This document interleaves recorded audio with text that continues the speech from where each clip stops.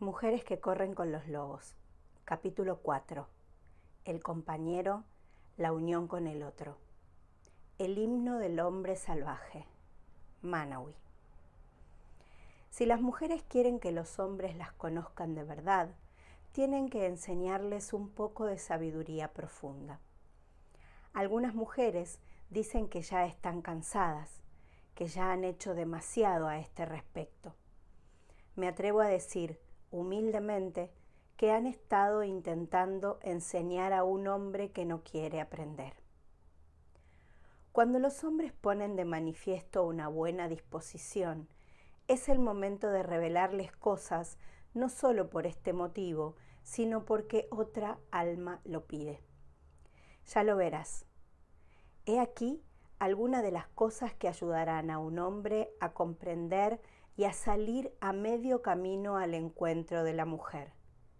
Este es el lenguaje, nuestro lenguaje. En los mitos, como en la vida, no cabe duda de que el hombre salvaje busca a una esposa de debajo de la tierra. En los relatos celtas más célebres hay parejas de dioses salvajes que se aman de esta manera. A menudo habitan en el fondo de un lago, desde donde protegen la vida y el mundo subterráneos. En los mitos babilonios, Inanna, la de los muslos de cedro, llama a su amado, el toro Plou, y le dice: «Ven a cubrirme con tu furia salvaje». En los tiempos modernos, incluso hoy en día, en el medio oeste de Estados Unidos, aún se dice que la madre y el padre de Dios crean los truenos revolcándose en su lecho primaveral. De igual modo, nada le gusta más a la mujer salvaje que un compañero que se le pueda igualar. Sin embargo, una y otra vez, quizá desde el principio de la infinidad, los que quisieran ser sus compañeros no están muy seguros de comprender su verdadera naturaleza. ¿Qué desea realmente una mujer? Es una pregunta muy antigua, un acertijo espiritual acerca de la naturaleza salvaje y misteriosa que poseen todas las mujeres. Mientras que la vieja del cuento de la viuda de Bath de Chaucer dijo con voz cascada que la respuesta a esta pregunta era que las mujeres deseaban ejercer soberanía sobre su propia vida, lo cual es un hecho indiscutible. Hay otra verdad igualmente poderosa que satisface también esa pregunta. He aquí un cuento que explica cuál es la verdadera naturaleza de las mujeres. Los que se esfuerzan en comprender la forma de ser y actuar que se muestra en el cuento serán para siempre compañeros y amantes de la mujer salvaje. Hace mucho tiempo, la señorita B.B. Washington me regaló un pequeño cuento afroamericano que yo he ampliado y convertido aquí en un cuento literario titulado Manawi. Un hombre fue a cortejar a dos hermanas gemelas, pero el padre le dijo: «No podrás casarte con ellas hasta que no adivines sus nombres». Aunque Manawi lo intentó repetidamente, no pudo adivinar los nombres de las hermanas. El padre de las jóvenes sacudió la cabeza y rechazó a Manawi una y otra vez. Un día, Manawi llevó consigo a su perrito en una de sus visitas adivinatorias, y el perrito vio que una hermana era más guapa que la otra y que la segunda era más dulce que la primera. A pesar de que ninguna de las dos hermanas poseía ambas cualidades, al perrito le gustaron mucho las dos, pues ambas le daban golosinas y le miraban a los ojos sonriendo. Aquel día, Manawi tampoco consiguió adivinar los nombres de las jóvenes y volvió tristemente a su casa. Pero el perrito regresó corriendo a la cabaña de las jóvenes y allí acercó la oreja a una de las paredes laterales y oyó que las mujeres comentaban entre risas lo guapo y viril que era Manawi. Mientras hablaban, las hermanas se llamaban la una a la otra por sus respectivos nombres, y el perrito lo oyó y regresó a la mayor rapidez posible junto a su amo para decírselo. Pero por el camino, un león había dejado un gran hueso con restos de carne al borde del sendero, y el perrito lo olfateó inmediatamente y sin pensarlo 2 veces se escondió entre la maleza arrastrando el hueso. Allí empezó a comerse la carne y a lamer el hueso hasta arrancarle todo el sabor. De repente, el perrito recordó su olvidada misión, pero por desgracia también había olvidado los nombres de las jóvenes. Corrió por segunda vez a la cabaña de las gemelas. Esta vez ya era de noche y las muchachas se estaban untando mutuamente los brazos y las piernas con aceite, como si se estuvieran preparando para una fiesta. Una vez más, el perrito las oyó llamarse entre sí por sus nombres.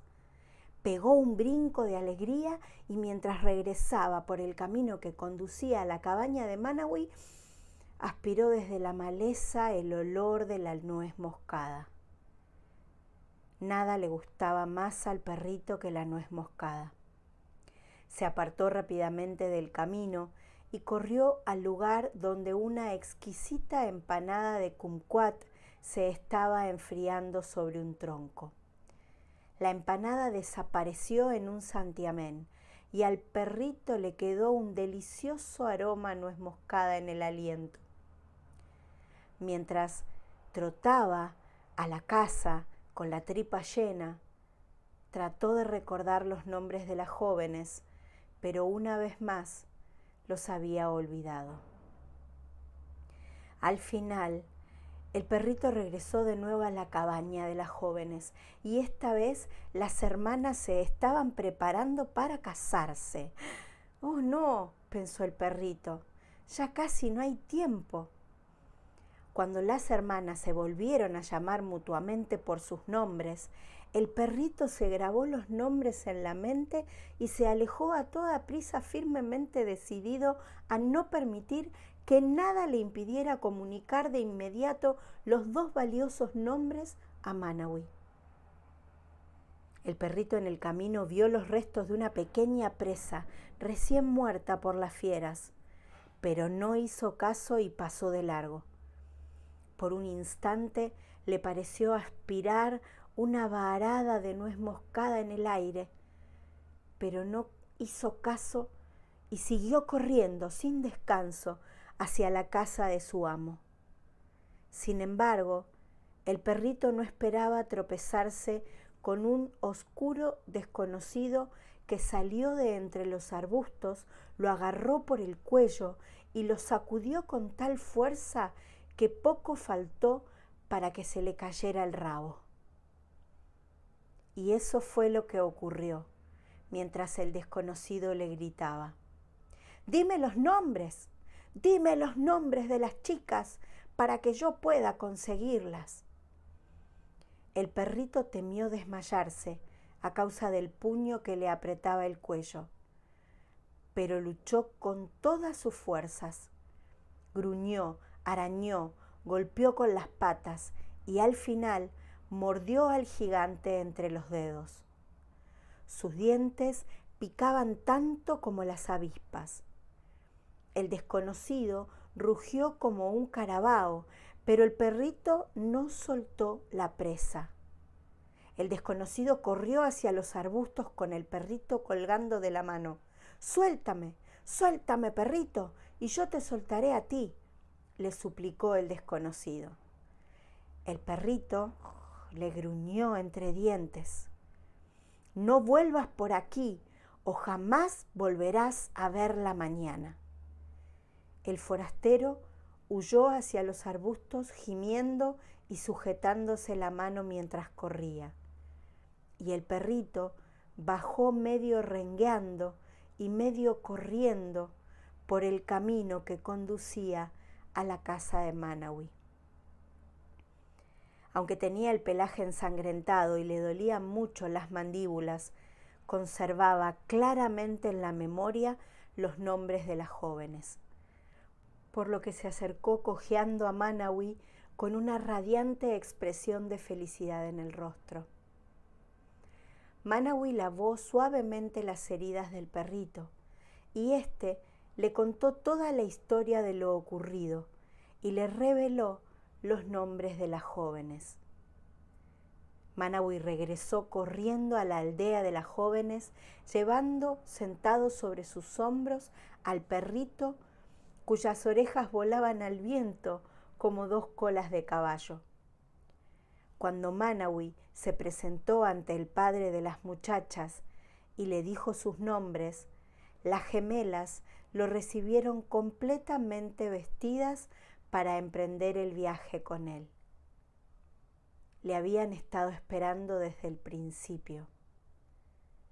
De esta manera, Manawi consiguió a las doncellas más hermosas de las tierras del río. Y los cuatro, las hermanas, Manawi y el perrito, vivieron felices juntos muchos años. Cric, crac, crado. Este cuento se ha acabado. Cric, crac, cron. Este cuento se acabó. La doble naturaleza de las mujeres. En los cuentos populares, al igual que en los sueños, podemos comprender los contenidos de manera subjetiva, en cuyo caso todos los símbolos representan aspectos de la psique de una sola persona. Pero también podemos comprender los cuentos de manera objetiva, puesto que se refieren a situaciones y relaciones del mundo exterior. Aquí comentaremos el cuento de Manawi más bien desde el punto de vista de las relaciones entre una mujer y su compañero, teniendo en cuenta que muchas veces lo de fuera es igual que lo de dentro. Este cuento revela un antiquísimo secreto con respecto a las mujeres y es el siguiente. Para ganarse el corazón salvaje de una mujer, su compañero tiene que comprender al máximo la doble naturaleza de ésta. Aunque se entienda etnológicamente a las dos mujeres del cuento como unas futuras esposas de una cultura polígama, desde una perspectiva arquetípica, el cuento nos habla también del misterio de las dos poderosas fuerzas femeninas que anidan en el interior de cada mujer. El cuento de Manawi tiene todos los hechos esenciales necesarios para poder acercarse a la mujer salvaje.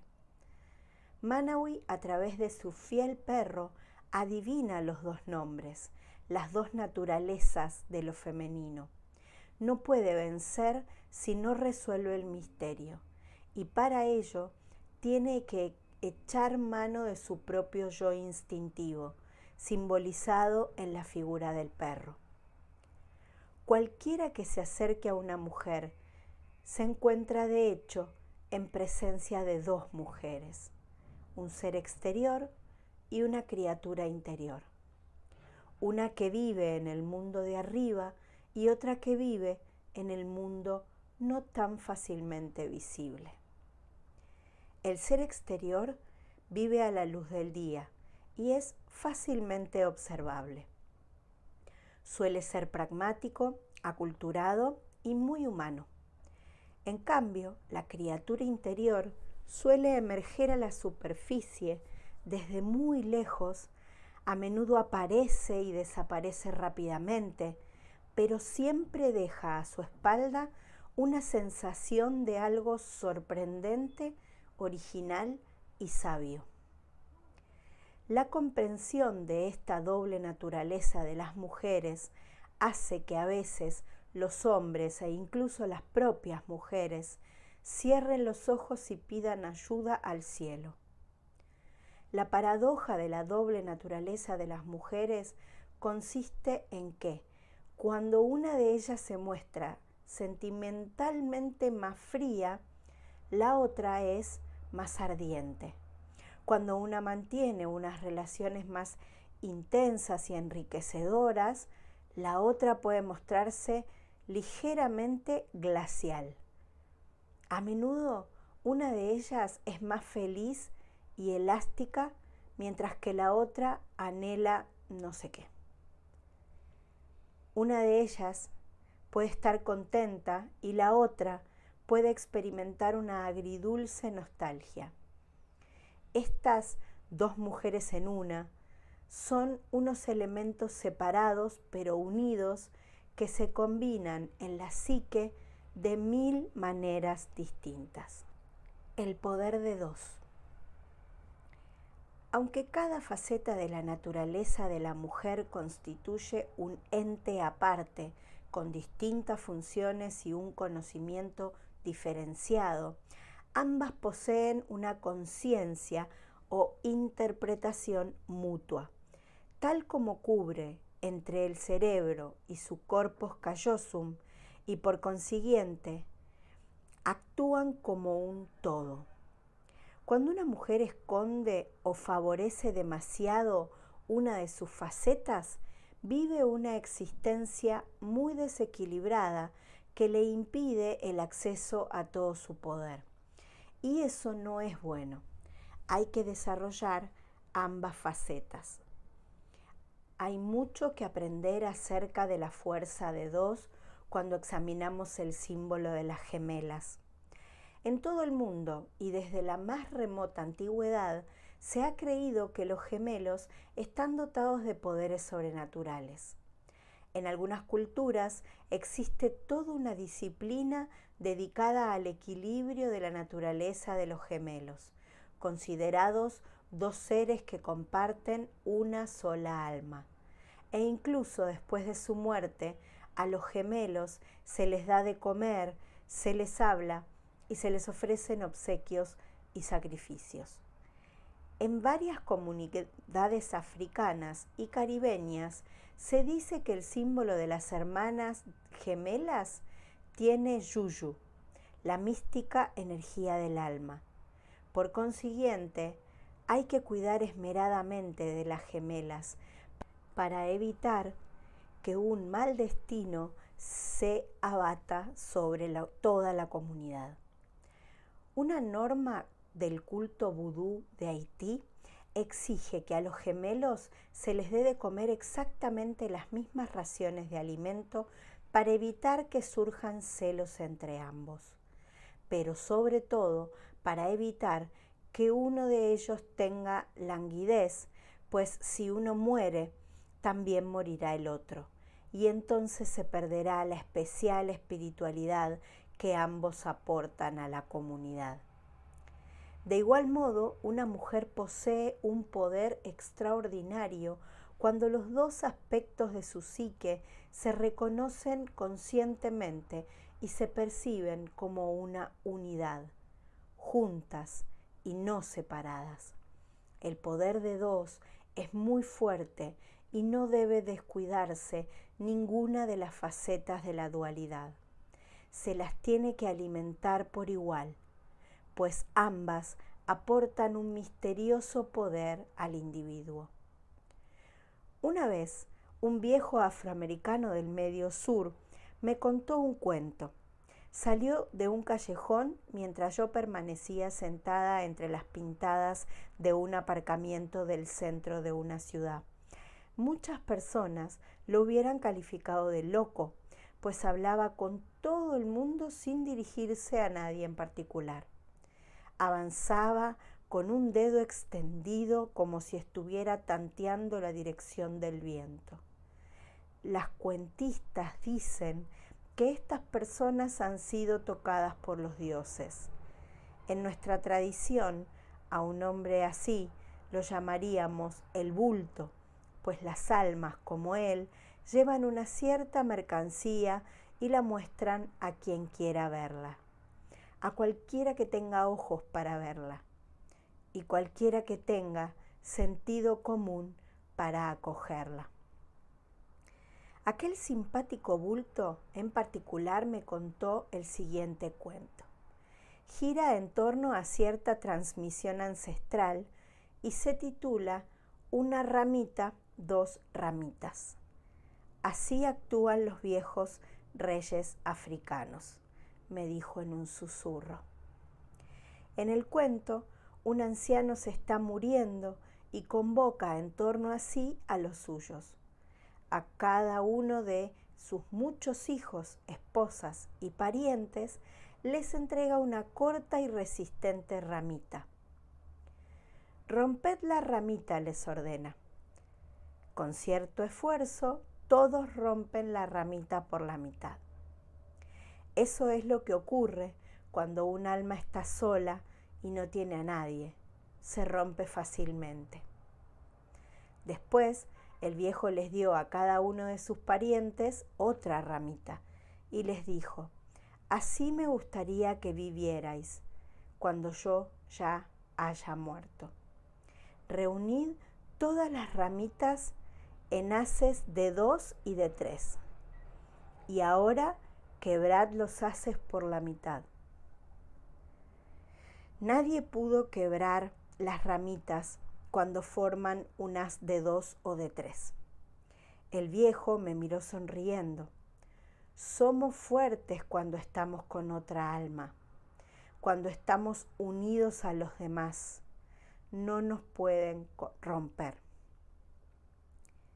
De igual manera, cuando las dos facetas de la doble naturaleza se mantienen juntas y en la conciencia, ejercen un enorme poder y no se pueden quebrar. Es la característica de la dualidad psíquica, de los dos aspectos gemelos de la personalidad de una mujer. Por su cuenta, el yo más civilizado se encuentra a gusto, pero un poco solitario. Y por su cuenta, el yo salvaje también se encuentra a gusto, pero ansía relacionarse con el otro.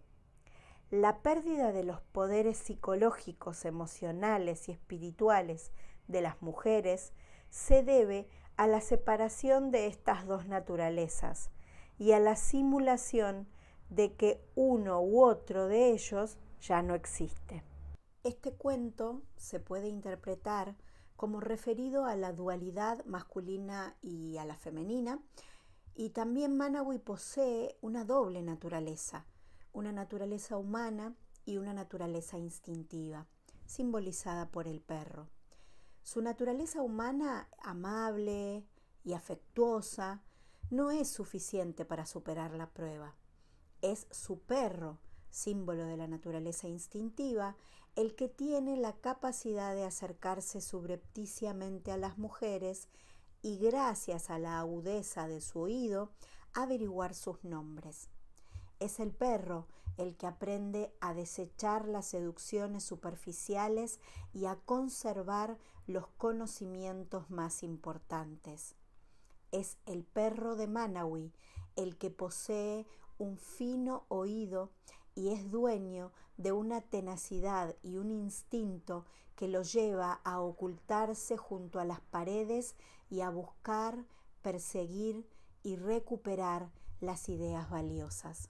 Como en otros cuentos de hadas, las fuerzas masculinas pueden poseer una energía de tipo barba azul o una energía tan aniquiladora como la de raposa, con la cual intentarán destruir la doble naturaleza de las mujeres.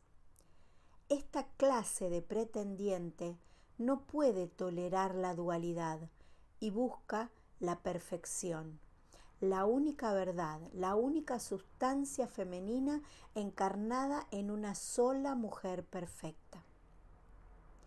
Ay, si tú conoces a esta clase de persona, echa a correr en dirección contraria a la mayor velocidad que puedas.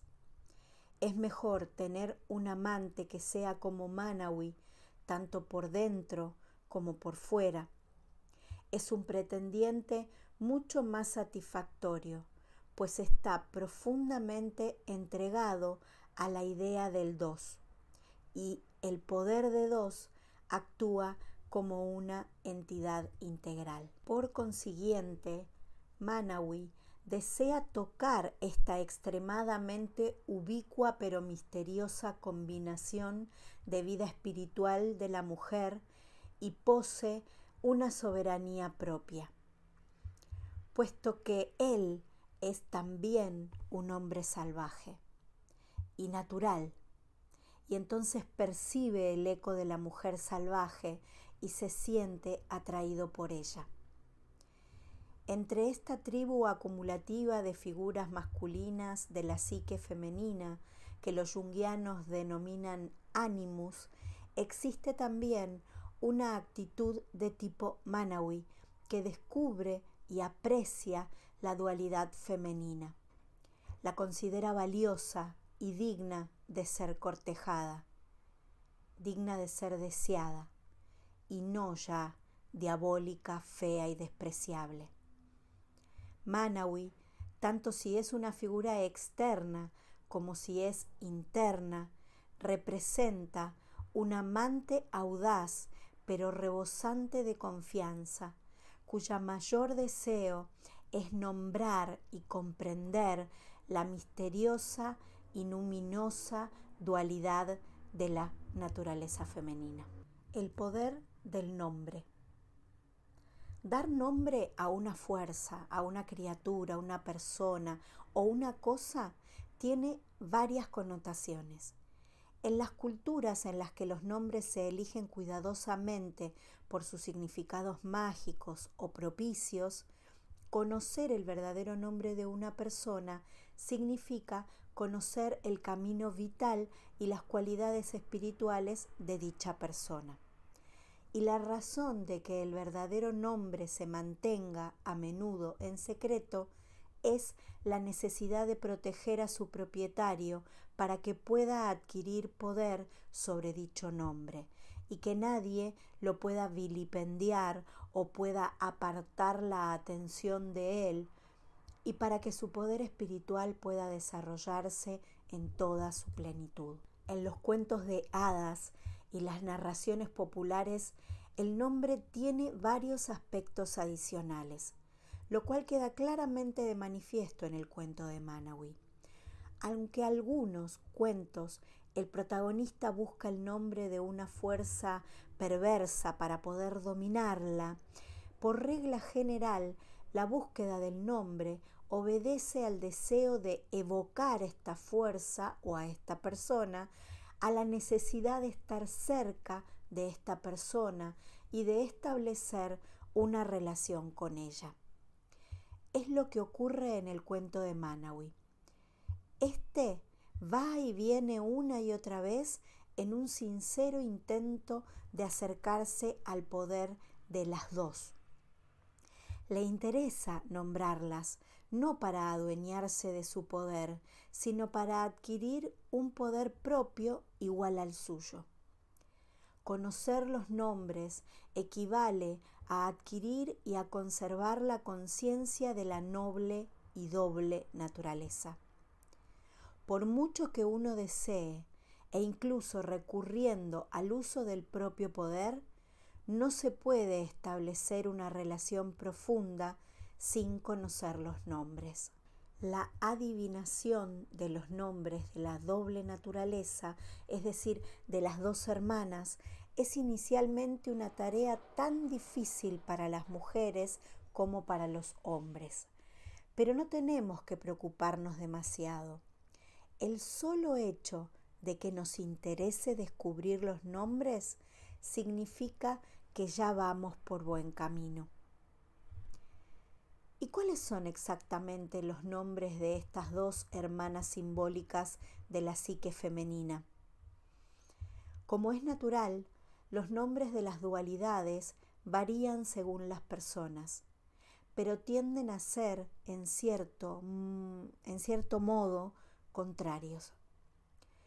Tal como ocurre con buena parte del mundo natural, es posible que al principio los nombres nos parezcan inmensos y que pensemos que carecen de una pauta o repetición determinada. Pero un minucioso examen de la doble naturaleza, haciendo preguntas y prestando atención a las respuestas, no tardará en revelarnos una pauta que efectivamente es muy amplia, pero que posee una estabilidad semejante al flujo y reflujo de las mareas. La pleamar y la bajamar son predecibles y pueden trazarse mapas de sus corrientes profundas. En la adivinación de los nombres, pronunciar el nombre de una persona es formular un deseo o una bendición acerca de él cada vez que se pronuncia. Nombramos estos dos temperamentos que llevamos dentro para casar el ego con el espíritu. Esta pronunciación del nombre y este casamiento se llaman, con palabras humanas, amor propio. Cuando se produce entre dos personas individuales, se llama amor recíproco. Manawi trata una y otra vez de adivinar los nombres, pero solo con su naturaleza exterior no consigue adivinar los nombres de las gemelas. El perro, como representante de la intuición, actúa al servicio de Manawi. Las mujeres ansían a menudo encontrar a un compañero que tenga esta clase de paciencia, de ingenio necesario para seguir intentando comprender su naturaleza profunda. Cuando encuentra a un compañero de este tipo, lo hace objeto de su lealtad y amor durante toda su vida. En el cuento, el padre de las gemelas actúa de guardián de la pareja mística. Es el símbolo de un rasgo intrapsíquico real que protege la integridad de unas cosas que tienen que permanecer unidas y no separadas. Él es quien somete a prueba el valor, la idoneidad del pretendiente. Es bueno que las mujeres tengan este vigilante. En este sentido, se podría decir que una psique sana somete a prueba todos los nuevos elementos que piden permiso para incorporarse a ella. Que la psique posee una integridad cuya protección exige un proceso de selección. Una psique sana, poseedora de un paternal vigilante, no acepta sin más que cualquier viejo pensamiento o cualquier actitud o persona. Solo acepta los que poseen capacidad de percepción consciente y se esfuerzan por alcanzarla. El padre de las dos hermanas dice: espera, hasta que no me convenzas de que te interesa realmente conocer la verdadera esencia, los verdaderos nombres, no podrás tener a mis hijas. El padre quiere decir: no podrás comprender los misterios de las mujeres con solo pedirlo. Primero tienes que esforzarte. Tienes que estar dispuesto a entregarte por entero. Tienes que imaginarte cada vez más cerca de la auténtica verdad de este rompecabezas espiritual femenino, de este esfuerzo que es no solo un descenso, sino también un enigma. La tenaz naturaleza canina. El perrito del cuento muestra exactamente de qué manera actúa la tenacidad psíquica. Los perros son los magos del universo. Con su sola presencia transforman a las personas malhumoradas en sonrientes, a las personas tristes en menos tristes. Engendran relaciones. Como en la antigua epopeya babilónica de Gilgamesh, en la que Enkidu el peludo hombre animal es el contrapunto de Gilgamesh, el rey excesivamente racional, el perro constituye una de las dos naturalezas del hombre. Es la naturaleza del bosque, la que puede seguir el rastro, la que percibe lo que son las cosas. Al perro le gustan las hermanas, porque éstas le dan de comer y le sonríen. Lo místico femenino comprende y acepta de buen grado la naturaleza instintiva del perro.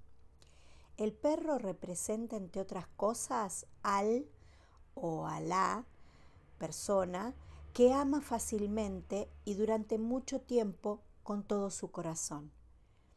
A la persona que perdona sin esfuerzo y que es capaz de correr durante largo rato y de luchar hasta morir en caso necesario. La naturaleza canina nos da las claves concretas sobre la forma en que un compañero se ganará el corazón de las gemelas y de la mujer salvaje. Y la clave principal es que vuelve una y otra vez. Manawi no consigue adivinar los nombres y regresa tristemente a su casa. Pero el perrito vuelve a la cabaña de las hermanas y presta atención hasta que oye los nombres. En el mundo de los arquetipos, la naturaleza canina es psicopompa. Es mensajera entre el mundo superior y el oscuro mundo inferior. Y es cetónica, es decir, originaria de las más oscuras y remotas regiones de la psique, las que desde tiempo inmemorial se han venido llamando el infierno o mundo subterráneo de ultratumba. Un compañero tiene que llegar a esta sensibilidad para poder comprender la doble naturaleza. El perro es parecido al lobo, solo que un poco más civilizado. Si bien tal vez se ve en el resto del cuento, no demasiado. Este perrito, en su calidad de psicopompo, representa la psique instintiva. Oye y ve las cosas de manera distinta a como lo hace el ser humano. Llega a unos niveles que el ego jamás conseguiría imaginar por su cuenta. Oye unas palabras y unas instrucciones que el ego no puede oír y se guía por lo que oye. Una vez, en un museo de la ciencia de San Francisco, entré en una sala llena de micrófonos y altavoces que simulaban el oído de un perro. Cuando una palmera se agitaba en el viento, sonaba como un terremoto. Cuando unas pisadas se acercaban desde lejos, era como si alguien estrujara contra mi oído 1.000.000 de bolsas de palomitas de maíz. El mundo del perro está lleno de constantes cataclismos acústicos, unos cataclismos acústicos que nosotros, los seres humanos, no percibimos en absoluto. Pero el perrito, sí. El cánido oye más allá del alcance del oído humano. Este aspecto medial de la psique instintiva, de características semejantes a la de los médiums, percibe la profunda función, la profunda música y los profundos misterios de la psique femenina. Esta es la naturaleza que puede conocer la naturaleza salvaje de las mujeres. El sigiloso apetito seductor. No es casual que los hombres y las mujeres se esfuercen en buscar las facetas más profundas de sus naturalezas, y sin embargo, que se distraigan de este propósito por toda una serie de razones, generalmente por placeres de distintas clases. Algunos se aficionan a dichos placeres, se quedan perennemente enredados en ellos y jamás reanudan su tarea. Al principio, el perrito también se distrae a causa de sus apetitos. Muchas veces los apetitos son unos encantadores forajidos que se dedican a robar el tiempo y la libido, nuestro tiempo y nuestra libido. Jung señaló que se tenía que controlar en cierto modo el apetito humano. De lo contrario, y tal como ya hemos visto, las personas se detienen ante cada hueso que se ve por el camino y ante cada empanada que se ve sobre un tronco. Es posible que, como el perro, los compañeros que buscan el nombre de la doble naturaleza pierdan su determinación en presencia de cualquier tentación que encuentren por el camino. Tal cosa puede ocurrir si se trata de criaturas salvajes y famélicas. En tal caso, es posible que también se olviden de lo que tienen entre manos. Puede que sean tentados o atacados por algo de su propio inconsciente que desea ejercer su dominio sobre las mujeres con el fin de explotarlas o atraerlas para la satisfacción de su propio placer o para llenar su vacío de cazador. Ante el camino de regreso a la casa de su amo, el perro se distrae a causa de un sabroso hueso, lo cual lo lleva a olvidar los nombres de las muchachas. Este episodio representa algo que suele ocurrir en la función psíquica profunda. Las distracciones del apetito obstaculizan el proceso primario.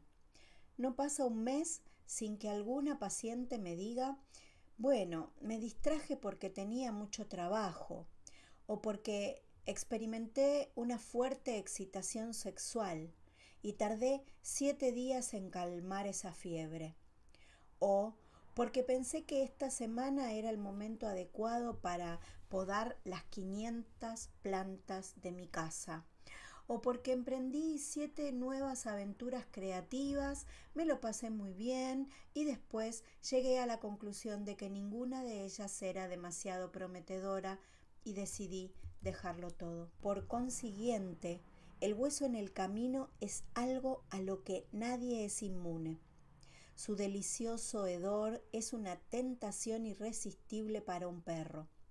En el peor de los casos, probablemente se trata de una afición que ya nos ha salido muy cara en varias ocasiones. Sin embargo, aunque hayamos fracasado una y otra vez, tenemos que volver a intentarlo hasta que podamos pasar de largo y seguir adelante con nuestra tarea principal. El momento culminante de nuestra actuación profunda es similar a la excitación sexual en el sentido de que empieza de cero, acelera alcanzando distintos niveles y llega a una fase intensa y sostenida. Si la aceleración se interrumpe bruscamente, por culpa de un ruido intenso e inesperado, por ejemplo, hay que empezar de nuevo por el principio.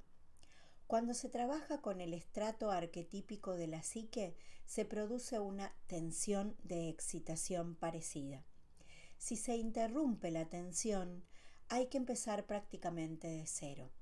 Por consiguiente, en el camino hay muchos huesos jugosos, agradables, interesantes y tremendamente excitantes.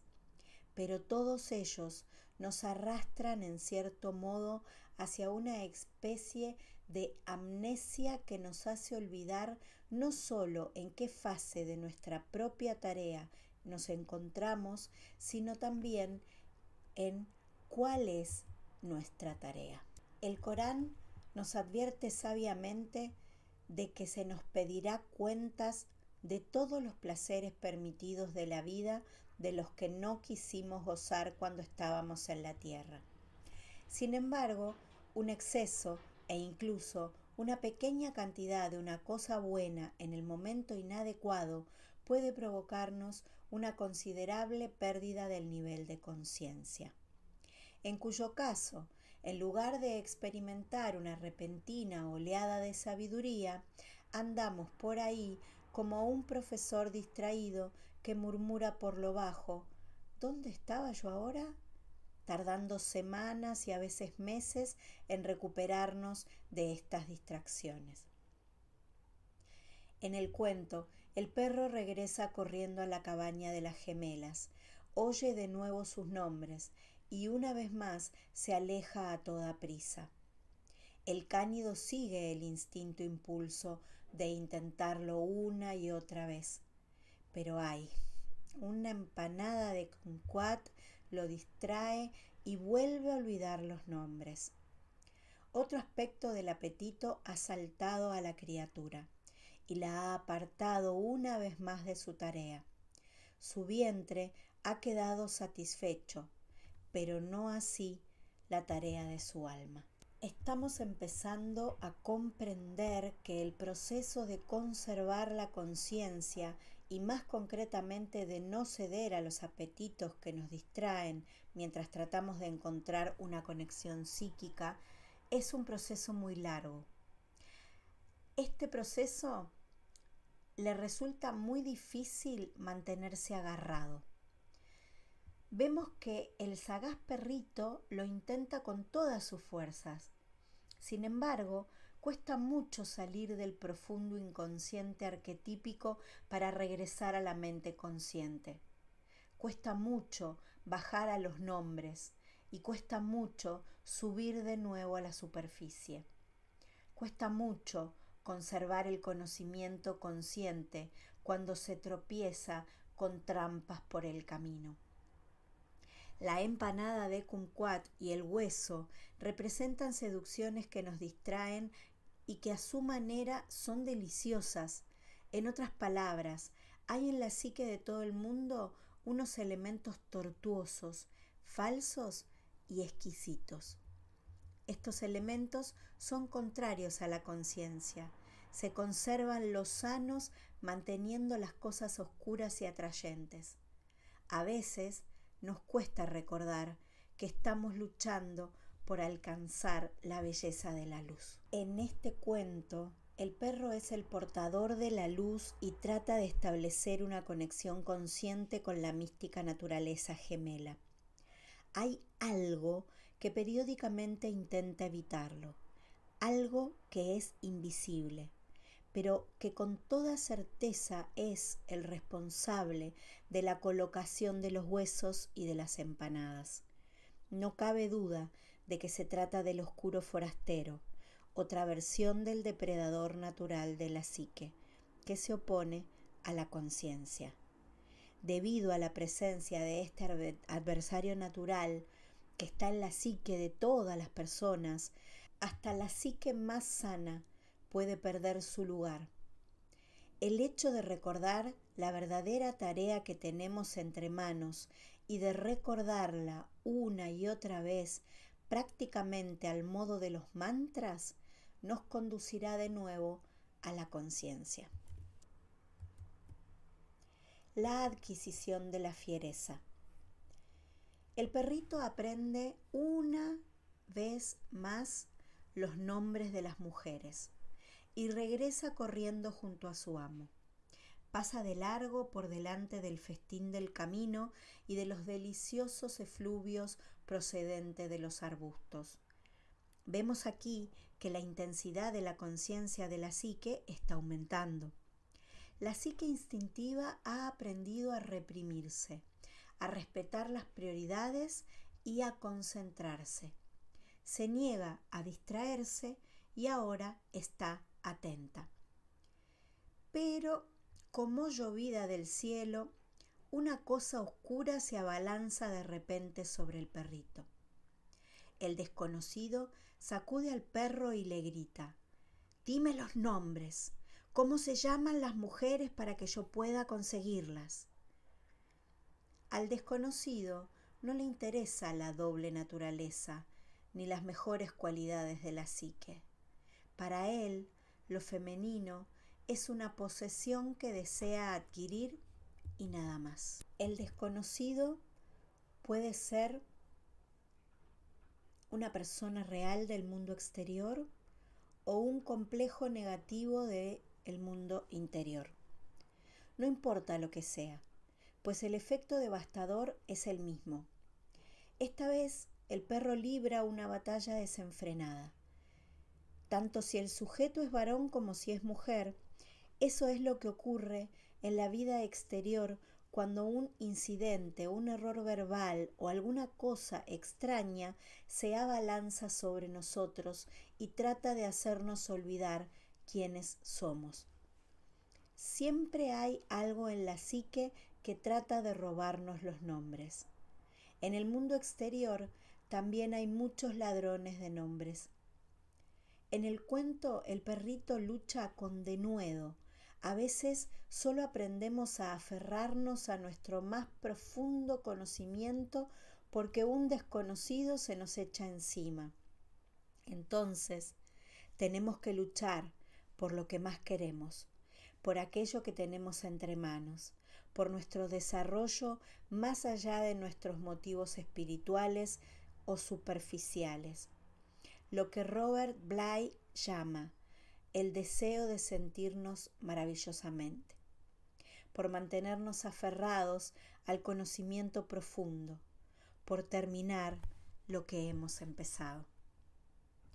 El perrito lucha por conservar los nombres y de esta manera vence las repetidas caídas en el inconsciente. Una vez terminada la batalla, comprobamos con asombro que el perro no ha perdido los nombres, pues la pelea era por eso, por el conocimiento de lo femenino salvaje. Quien quiera que lo posea tiene el mismo conocimiento de lo salvaje y tiene el mismo poder que la mujer. El perro ha luchado para entregarle este poder al hombre digno de él, a Manawi. Ha luchado para impedir que el poder fuera a parar a un aspecto de la antigua naturaleza humana que lo utilizaría mal.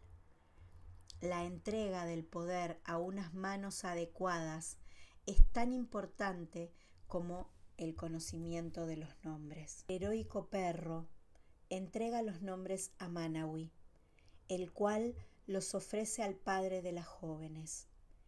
Las muchachas ya están preparadas para irse con Manawi. Han estado esperando desde el principio que Manawi descubriera y conservara el conocimiento consciente de sus naturalezas intrínsecas. Vemos, por tanto, que las dos cosas que impiden el progreso en estas cuestiones son las distracciones del propio apetito y el oscuro desconocido, el cual puede ser un innato opresor del interior de la psique o una persona o situación del exterior. En cualquier caso, el viajero sabe instintivamente cómo derrotar a estos saqueadores y merodeadores. Hay que conservar los nombres. Los nombres lo son todo. La mujer interior. A veces las mujeres se cansan y se ponen nerviosas aguardando que sus compañeros las comprendan. ¿Cómo es posible que no sepan lo que pienso y lo que quiero?, se preguntan. Las mujeres se hartan de hacer esta pregunta, pero el dilema tiene una solución que es eficaz y efectiva. Si una mujer quiere que su compañero responda de esta manera, tendrá que enseñarle el secreto de la dualidad femenina. Tendrá que hablarle de la mujer interior, aquella que, añadida a ella misma, suma dos, y lo hará enseñando a su compañero a hacerle dos preguntas falsamente sencillas que conseguirán que se sienta vista, oída y conocida.